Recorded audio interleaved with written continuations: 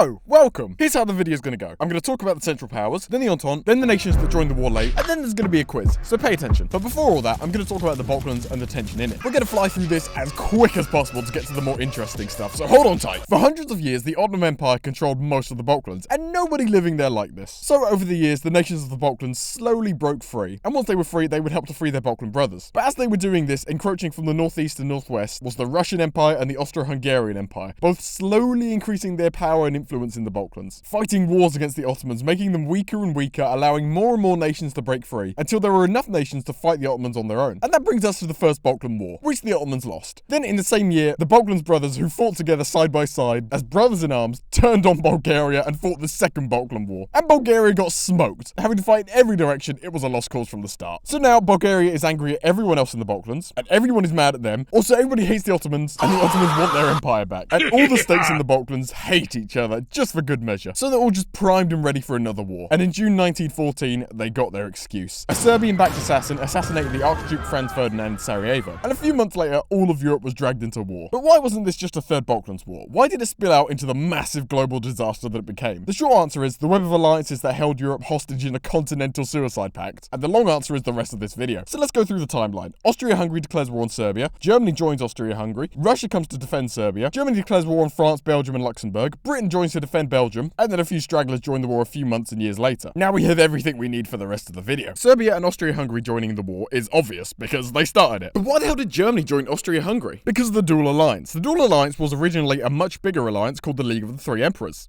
So it wasn't that much bigger. But it had Russia in it as well. But then Russia won a war against the Ottoman Empire and gained a load of influence in the Balkans. This worried Austria-Hungary for a few reasons. 1, they bordered the Balkans. 2, not only did they border the Balkans, they were also in it. And 3, the Balkans is, and always will be unstable, and adding Russia into the mix did not help matters at all. Also, Austria-Hungary was extremely unstable, and the smallest amount of pressure from anywhere at any time could break it. So Austria-Hungary, realizing that Russia would be their new rival, left the alliance along with Germany to create their own alliance. Germany wanted this alliance because the two nations were very similar. And if Germany didn't get this alliance, then they would have no allies and could easily be crushed by a coalition of major European powers. And Austria-Hungary wanted this alliance because they knew that one day either Russia would try to wipe them out to become king of the Balkans, or they would try to wipe Russia out to become king of the Balkans. And to do/stop this from happening, they were going to need Germany's help/protection. Italy was also a secret third member of this alliance. But as you know, they didn't join the war straight away. And when they did join the war, it was on the Entente side. So what gives? Their alliance was a defensive pact. And since Austria-Hungary and Germany were the ones doing all the declaring of war, Italy didn't have to join. So they didn't. And then they did. But why? Because Italy wanted to own all of Italy. Shocking, I know. In 1861, the Italian states unified into one nation, but not all of Italy. You see, right here in the northeast is a little bit of Italy in the wrong nation. So when the Central Powers and Entente came to try and convince Italy to join the war, here's what happened. The Central Powers offered Italy a tiny bit of France, and all of Corsica and Tunisia. But the Entente offered Italy everything they wanted. So Italy joined the war on the Entente side. Did they get everything they were promised after the war? That's not what this video is about. Let's move on. To a nation that did join the Central Powers, the Ottoman Empire. The Ottoman Empire joined the war because they wanted their land back. But realistically, everyone knew that this was impossible, unless they piggybacked off of a much stronger nation to do it. But shockingly, no one wanted to carry the dead weight of the Ottoman Empire. Until 1914, when all of a sudden, all of Europe was willing to carry the dead weight of the Ottoman Empire. But which side to join? The Ottoman Empire had good relations with Britain, France, and Germany, so it wasn't going to be a slam dunk decision. In the Ottoman Parliament, there were 3 sides, but in reality 2. On the side of the Entente was the Minister of the Interior, on the side of the Central Powers was the Minister of War, and on the side of neutrality was the Sultan. But he had such little power at this point, it would be like in the presidential debate, Trump saying they should join the war on the side of Ukraine, and Kamala saying they should join the war on the side of Russia. But the mayor of Bismarck says we should stay neutral. Like, who the hell are you? No one cares! That's pretty much how people reacted to the Sultan saying they should stay neutral. So what led to them joining the Central Powers? In short, ships. In long, before the war started, Britain was building 2 dreadnoughts for the Ottoman Empire. But at the outbreak of war, Britain said, we need these, you can have them when we're done with them. Not only did this make the Ottoman government mad, but the people too, because they had paid for the ships. Then 2 German ships were running from the Royal Navy, and the Ottoman Empire sheltered them in their ports. Then as a gift, Germany gave these ships to the Ottomans, and the Ottomans instantly sent them to attack Russia. Well, I say the Ottomans, the Minister of War sent them to attack Russia, so Russia declared war on them, and the debate about which side they should join was over, because Russia had been forced into making the decision for them. Then surprisingly, their enemy in both Balkan wars also joined the war on their side. But then again, Bulgaria had literally the year before been at war with everyone in the Balkans, so they were going to hate their allies no matter which side they were on. So it would have made sense for them to be neutral, and that's what they did. for a bit, joining the war in late 1915. And just like every other nation in the world, both the Central Powers and Entente approached them to join the war. The Entente offered them all of the Ottoman Empire's lands in Europe, and the Central Powers offered them Macedonia, bits of Serbia, and all the land they lost in the Second Balkan War, and most of northern Greece. So naturally, they joined the Central Powers, because not only would they get all of Bulgaria back, but they would also get revenge on their Balkan brothers, and even better, they would get to steal bits of their land. And that covers the Central Powers. And as you'll probably see by the length of this video, the Entente had a lot more members. And right now, I want to talk about the most annoying member of the Entente, and second most powerful continental power, France. Why were they so against Germany? Well, it all started before Germany was even born, because Germany as we know it was formed in the Palace of Versailles at the end of the Franco-Prussian War. So what happened? Well, in short, the North German Confederation, a nation that was 4 years old, whooped the #1 continental power in 6 months. And to celebrate this whooping, all the German states came together to form the nation of Germany in Versailles, which for those of you who don't know, Versailles is in Paris. That's right, the Germans won the war so convincingly that they created a new nation in the capital of the nation they were currently at war with. As you would suspect, this put the fear of God into France, because imagine if you're 600 years old, and then a 4-year-old comes to your house, beats the brakes off you, then has a barbecue in your living room. Like, why are you doing it in the living room? We have a garden, it's right there. But you can't tell the baby that, because he already beat you up once, and you don't want him to do it again. The humiliation for being beaten up by a 4-year-old turned to fear. Fear leads to anger. Anger leads to hate. Hate leads to suffering. And that suffering manifested itself in the form of an alliance with Russia, a nation that was also terrified of Germany. Because you see, France had just lost the war to Germany, and 30 years earlier, Russia had lost the war to France. So they figured if they couldn't beat France, and France couldn't beat Germany, how the hell were they going to beat Germany? They weren't. Unless maybe the two of them worked together. You would also think, why would Russia be worried about fighting a war against Germany? I mean, the two of them had just been allies. Keyword being had. Russia was worried about two things: being dragged into a war with Austria-Hungary over something stupid in the Balkans, and Austria-Hungary pulling Germany into the war, and the two of them whooping Russia. And they were also scared that one day Germany would realize Russia was getting stronger and stronger, and that they had to invade them before they became too strong. So Russia's only real option was to find some allies and make Germany fight a war on 2 fronts. And France, who would also really love for Germany to have to fight a war on 2 fronts the next time the two of them butted heads, was more than happy to form an alliance with Russia. But you know who wasn't happy to form an alliance with France?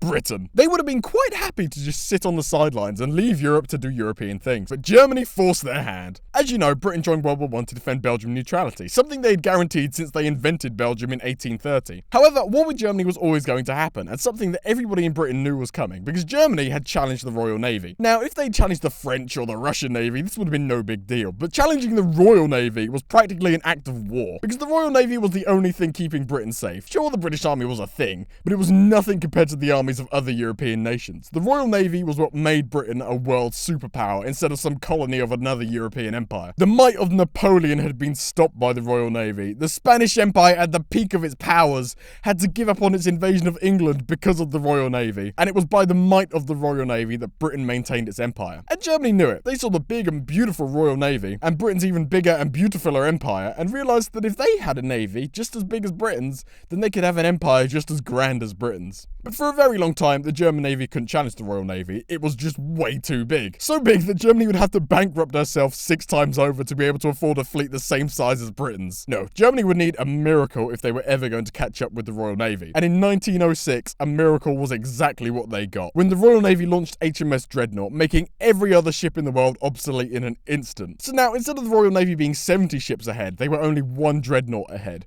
Cue a massive naval arms race that forced Britain to drop the 2-power standard, changing it instead to having 60% more ships than Germany. And it was such a humiliating thing for the Royal Navy to have to drop this, they never officially did it. They just did it off the books behind closed doors. Now, Britain was always going to win the arms race. In fact, there was a point in the arms race where German ports were at capacity, and British ports were making ships for the Royal Navy, as well as ships for foreign navies, and they were still screaming at the government to give them more work. But despite a long-term victory being almost inevitable, Britain couldn't risk it, and was forced into the worst situation any British government could have imagined: forming an alliance with France.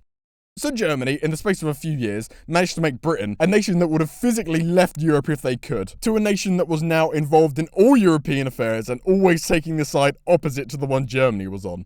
And in the end, Germany never even came close to beating the Royal Navy. So they made an enemy of the most powerful nation on Earth for nothing. So why did Britain choose to join the dual alliance of Russia and France instead of creating a new alliance with the Ottomans and Spain or something? I mean, France was an interesting choice, considering the fact Britain and France had been at each other's throats for the last 1,000 years, and Russia was a nation that 50 years earlier Britain had actively been trying to slit the throat of. Well, Germany made the decision for them, because the French and Russian alliance was basically the We Hate Germany club, and Germany made Britain an honorary member, but not an official member. Britain still had too much pride to ally with the French, until the naval arms race got a little bit too intense, and Britain needed to just spawn in some dreadnoughts on their side. And an alliance with France and Russia would have added a few more dreadnoughts to Britain's count, and also a sizable land threat to Germany if the two of them ever fought a war. So the decision to join the alliance was an obvious one. But if Britain was in this alliance, then why at the outbreak of war did they not instantly join their allies in war against the Central Powers? Because in their alliance, Britain didn't actually have to join any European wars with them. It was more of a non-aggression pact for Britain than it was an alliance. Don't get me wrong, France and Russia did put pressure on Britain to join the war, but Britain just avoided eye contact with them. That was until Germany crossed into Belgium, and then all of a sudden Britain was all in. Because when Britain invented Belgium, they had looked to her left and then looked to her right, and realised, goddamn, as soon as we look away, these three are going to eat Belgium. And that's exactly what France, the Netherlands, and Proto-Germany wanted to do. So Britain made Belgium an eternally neutral state, so she would never be able to join any European wars and get eaten. And just in case any European powers ignored Belgium's neutrality, Britain guaranteed it. Meaning if any nation declared war on Belgium, they would also be declaring war on Britain. So once again, Germany made Britain, a nation who didn't really want anything to do with Europe or any European wars, into a nation fully invested in Europe and her new war. Is anybody else starting to think that Germany isn't very good at this? Because if you're not starting to think that yet, let's talk about the United States of America, a nation that definitely could have stayed out of the war if Germany just kept their shit together. In 1915, Germany sunk the Lusitania, killing 128 Americans, dragging America into the war. 2 years later. Yeah, if anybody else is thinking that doesn't quite add up, then you're correct. Don't get me wrong, the Lusitania definitely didn't help German-American relations, but it didn't damage them enough to bring the two to war. No, what brought the two of them to war was way, way stupider. I'm talking Germany wanted to lose the war levels of stupid. Because after the Lusitania incident, America wanted nothing to do with Germany, so they stopped trading with them. And after a few years of this, Germany could see that America was basically propping the Entente up and wanting to do something about it. So they sent a telegram to Mexico telling them that it would be so awesome. It would be so cool if they attacked America. And if they did this and won, Germany would even let them keep some of America for themselves. This is where the stupidity starts to arise. Because Germany sent the telegram from Copenhagen. Alright, nothing wrong with that. But what comes next is the stupid part. The message had to go from Copenhagen to London to get to Mexico. London! They sent it through London! So naturally, the British looked at this, read it, and thought, you know who would love to read this? America! And when America read the telegram, they thought that Britain thought that she was stupid. Because no way was Germany stupid enough to send this message through London. So this must be a British trick, trying to drag America into the war. Britain was like, it's not. So America was like, okay, let's go ask Germany then. Now at this point, Britain probably thought it was over. There's no way Germany was going to admit to sending this telegram through London to Mexico to start a war with America. But Germany, for reasons only known to the most insane man in an insane asylum, was like, yeah, that was us. Can you pass the message on to Mexico, please? This forced America's hand, and in 1917, she joined the war on the side of the Entente. Now let's go to Africa and Liberia. She was given a tough decision. She was surrounded by British and French territory, but Germany was also her biggest trading partner. So they either join the war on Germany's side and get steamrolled militarily, or they join the war on the Entente side and get steamrolled economically. But there was a third option. Don't join the war at all. And this worked. For a while, until America joined the war, and the combination of Britain and America telling Liberia that all the cool kids were on the Entente side, and if they didn't join the war, all the girls would think they're a loser and they'd never get a girlfriend. So wanting to get a girlfriend and not wanting America and Britain to beat them up, they joined the war on the Entente side. Naturally, Germany was mad about this, and suspiciously soon after war was declared, a German submarine arrived and shelled the Liberian capital. Next we have Japan, and they joined the war for a number of reasons, that number being 2. Number 1, they had an alliance with Britain, and number 2, they wanted to take what little land Germany had in the Pacific to expand their own empire. So the Anglo-Japanese alliance was the official reason, and gaining more land was the actual reason. Now the Anglo-Japanese alliance was a strange thing. The alliance was created because of HMS Dreadnought. No one ever says this, but if you dig deep enough, it's true. The Anglo-German naval arms race meant that Britain had to pull all of her best ships from around the world back to the UK, meaning that all the Pacific territories and Australia and New Zealand were basically left naked without the Royal Navy's protection. So allying with the second strongest power in the East, after themselves of course, just made sense. Because the greatest threat in the East is now your ally. So that's all well and good. good for Britain, but why did Japan join? They joined because allying with the strongest nation on Earth was a huge boost to their prestige, and also it made the greatest threat to Japan their ally, so it was a win-win. And a mutual reason was both sides were scared of Russia taking over Manchuria and the rest of China, so it just made sense that the two powers worked together to stop this from happening. Now we talk about Greece. Greece was allied to Serbia, but refused to join the war, mostly because they had just fought both Balkan wars and were just sick to death of war. But they did take up a position of favourable neutrality towards Serbia. A few years later, Greece was in a similar situation to the Ottoman Empire. There was a split. The Prime Minister wanted to join the war on the Entente side, but the King wanted to stay neutral, mostly because his wife was the sister of the German Kaiser. So he actually wanted to join the German side, but the Ottomans were on that side, so that was never going to happen. But they did join the war in the end. So what happened? The first attempt to get Greece to join the war was during the planning of Gallipoli, where the Entente asked Greece to join in and help. The Prime Minister agreed, but no one else did, so the Prime Minister resigned. And then the madman ran for Prime Minister again, right after resigning! In the election, he said that if Bulgaria attacked Serbia, he would join the war. And you know what happened right after he was re-elected?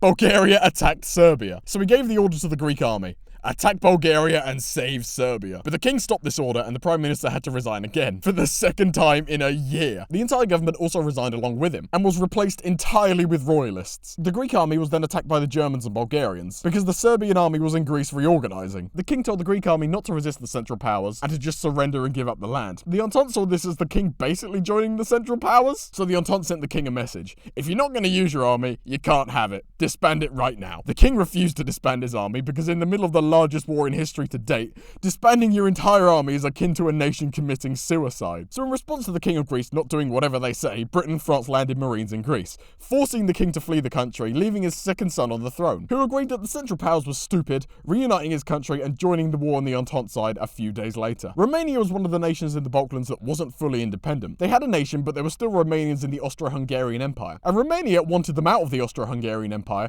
and the Romanians in the Austro-Hungarian Empire wanted out. So it's perfect. Romania wanted them in, and they wanted out of Austria-Hungary. But wait, isn't there someone you forgot to ask? So that's the reason for them wanting to join the war on the Entente side. But wait, this isn't very well known, but just like Italy, Romania had a secret alliance with the Central Powers.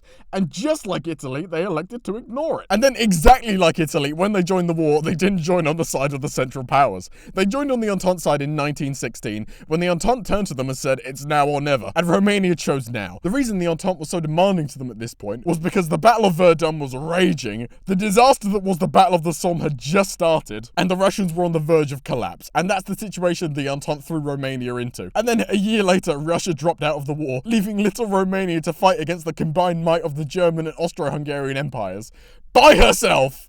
Luckily, they didn't have to hold on to it for long though, because there was nothing left to hold on to. So far, I haven't talked about every nation's reason for joining World War I, but I have talked about all the interesting reasons. So let me cover a few nations I missed in brief. All of the British Empire nations joined the war because Britain told them to. Thailand joined the war because there was a German plot to create a 10,000-man guerrilla army in Thailand to invade India. Serbia backed assassins, then Austria-Hungary declared war on them. Luxembourg got invaded along with Belgium for the exact same reason Belgium was invaded. Montenegro joined the war to defend her ally Serbia, despite the fact her army was exhausted from fighting the First and Second Balkan War. China joined because Germany sunk one of their ships, killing 500 Chinese citizens. Portugal joined the war because Britain asked. Brazil joined the war because Germany sunk one of their ships, but Brazil forgave them. And then 6 months later, Germany sunk 3 more of their ships, forcing Brazil to join the war. Algiers was part of the Ottoman Empire and joined the war because the Ottomans told them to. Hejaz joined the war when it joined the Arab revolt against the Ottoman Empire. Najd and Hazar joined the war after they started a revolt against the Ottoman Empire. And there were a few other nations that joined the war, but never actually fought. So do they really count? No. Now it's time for the quiz. I hope you were paying attention. Why did Italy join the war?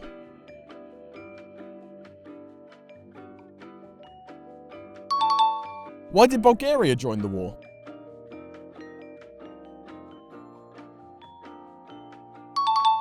Why did every nation in the Balkans hate the Ottoman Empire?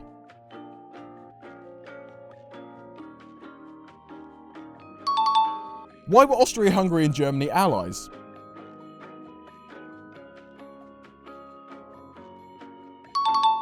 Why did Germany want a big navy?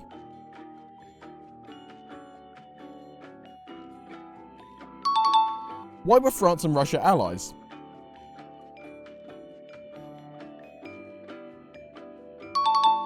Have you subscribed?